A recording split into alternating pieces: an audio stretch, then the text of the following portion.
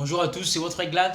N'investis pas dans un domaine là où tu sais que tu seras incapable de récolter et de faire des bons recettes. Investis dans un domaine là où Dieu est capable de te faire récolter des bons recettes. Regardez, je peux prendre l'exemple. Il y a des jeunes sœurs, des jeunes filles, des mamans, des papas. Il y a beaucoup de gens qui disent que le commerce que nazo sala oyo ezo simbaka te makamulanga ezo bebaka ka mbongo eke na perte.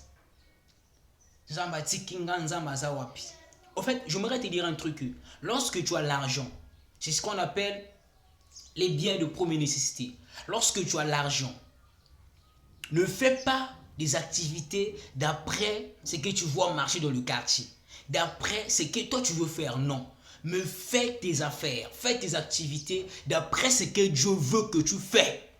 C'est ça, tu vas réussir. Quand tu as 100 000, comment je peux vous dire, je vais vous dire un truc, quand tu as 100 000, avant de faire quelque chose, demande à Dieu, Nzambi, l'argent est là. Que dois-je faire avec cet argent-là? Si Dieu ne te répond pas, ne te lance pas d'abord vite dans les affaires, sinon tu vas échouer. Il y a des gens, lorsque tu as l'argent, tu commences à faire déjà les affaires. Après, tu mets maintenant Dieu derrière. Ça veut dire que Nzambi a commis moi alors que Dieu n'est pas notre travailleur. On ne doit pas commencer à faire sans Dieu. Après, lorsque les choses commencent à ne pas marcher, c'est là maintenant on fait rentrer Dieu dans le business. Non, ça ne marche pas comme ça. On doit faire dans la volonté de Dieu. Quand tu as l'argent, tu dis à Dieu, Seigneur,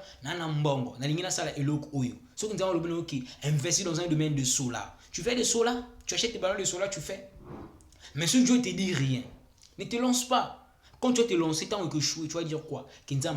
Alors que Dieu ne laisse pas ses enfants. Dieu veut notre bonheur. Sauf que c'est nous-mêmes qui ne voulons pas notre bonheur. Nous faisons des choses d'après notre corps. Nous faisons des choses d'après notre entourage, notre environnement, d'après nos pensées, nos réalités de vie.